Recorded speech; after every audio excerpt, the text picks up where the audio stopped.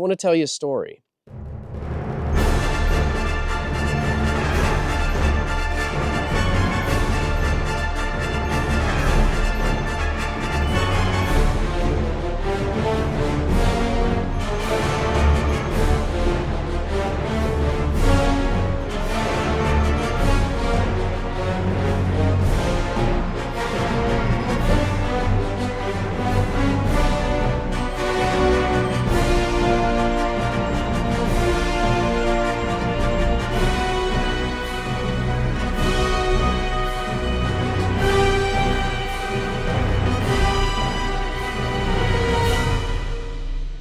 A long, long time ago, at a modern samurai course far, far away, in Ohio, I met Vinny, the brainchild of Monsoon Tactical.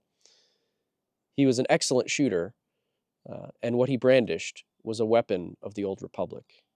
Not as clumsy or random as a high point, an elegant weapon for a more civilized age. We were there at a modern samurai course learning from Jedi or Scott Jedlinski, and he had one of the first prototypes of his chunk port, which eventually evolved into his Genghis Komp, or a comped Staccato. Before SIG or Smith & Wesson were doing comped versions of their guns, Vinny was milling guns with this feature in his custom gun shop. He had a Staccato C2 with a massive single port on the top of the barrel and slide. It tracked super flat, and I knew that someday I would enlist his help and services to customize one of my own guns. I want to level with you. My name is Pop Doctor, and I'm a Staccato addict. But Doc, you say, if you already have one Staccato, why do you need another one? I know. I already admitted I'm an addict. Just leave me alone, okay? After I purchased my Staccato P, I picked up a C2 as a carry gun. It's just about the size of a Glock 19. But that's no Glock 19. That's a space station. I mean, 2011. That's no moon. It's a 2011, better trigger, factory cut for an optic, just a better shooting experience overall.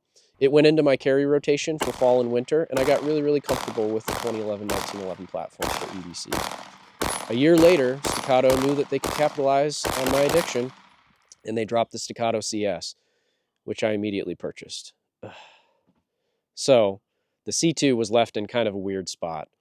The P is a really great duty gun. The CS is a really great concealed gun. The C2 is a great gun, but I had a bad feeling about this. It just didn't have a role anymore. So, like the Sarlacc pit, my C2 sat dormant for about a year in my safe. I even considered selling it at one point. It wasn't the Staccato I was looking for. move along. Move along. So I decided that this would be the one that I'd send to Vinny and the guys at Monsoon Tactical for customization. With Staccato, once it's modified, it's a one-way street. They will no longer honor your factory warranty. Do or do not. There is no try. So fortunately, I had a chance to talk to Vinny at the course about his machining and testing process, and I was pretty confident that it would come back to me very reliable. His didn't have any issues with it. Throughout the whole course, we shot about 1,000 rounds, and I was very impressed with the machining and everything. So I thought, why not give it a go? So in August of 2024, definitely not the frozen tundra of Hoth like what we're seeing here, I requested the work on my Staccato C2. I optioned the Genghis Komp, as well as their Cherry Blossom Stippling, which is their most aggressive, and a topo a camo pattern. They do it with a laser or a blaster or a laser. I'm not really sure how they do it, but it looks really, really cool. We'll cut in some pictures of it. Monsoon has a queue system, so that you don't have to send your gun in until they're ready for it. They told me that it would be probably about 10 or 12 weeks once they get the gun to finish all the work, but I could keep it for now. So in mid-September, I got an email that they were ready for the gun. Early November, after 12 weeks had passed, I was starting to get worried. They had altered the deal, and I prayed they wouldn't alter it any further. This deal is getting worse all the time.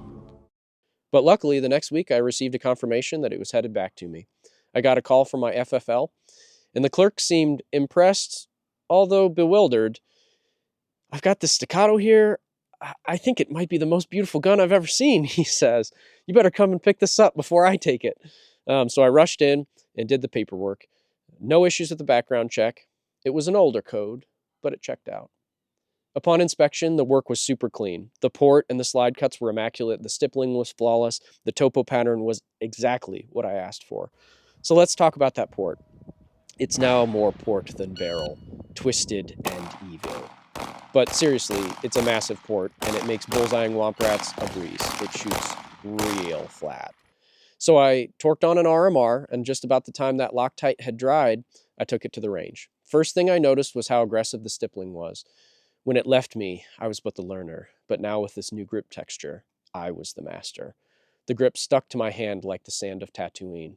Rough, coarse, gets everywhere. But in all seriousness, it's very, very grippy.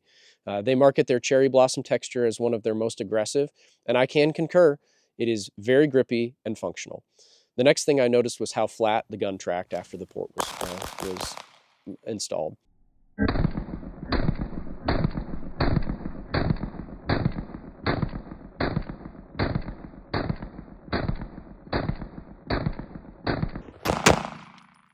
With the RMR window, it's kind of small, but usually I get a little bit of movement in the dot, and sometimes I even lose it at the top of the window in some platforms.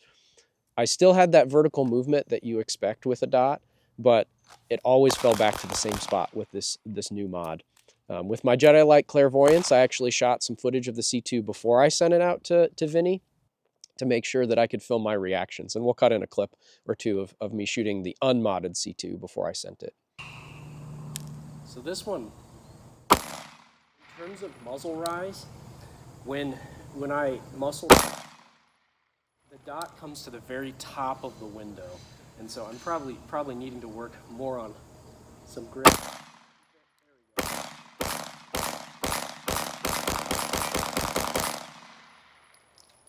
Yeah, to keep it in the window, you really have to muscle down on it as compared to a P, which it just comes right back to the same spot every time.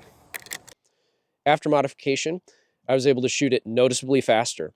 For those who don't think this type of customization helps, I find your lack of faith disturbing.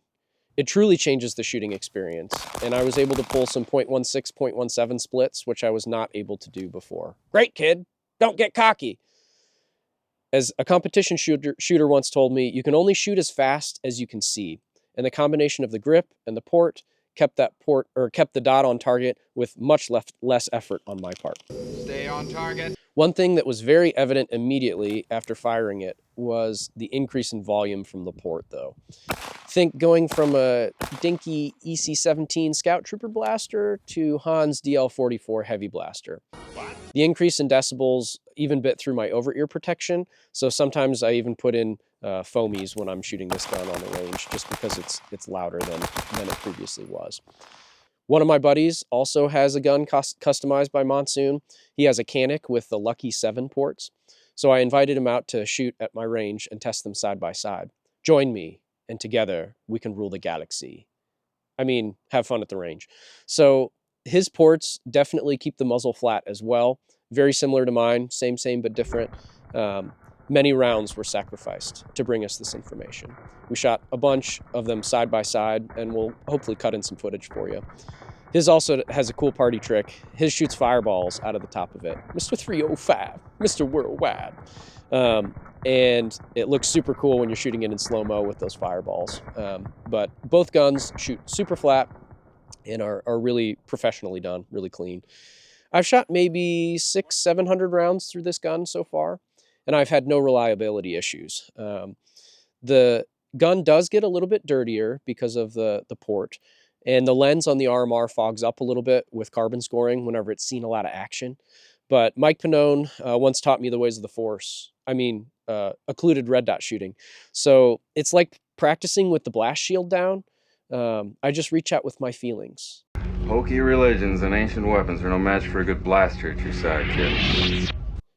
Really, you just keep grip on the gun and look where you want to shoot, and the dot will stay on target.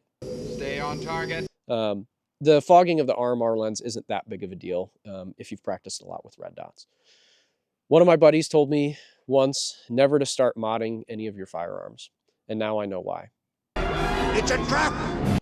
Because now I want to mod every single one of my firearms.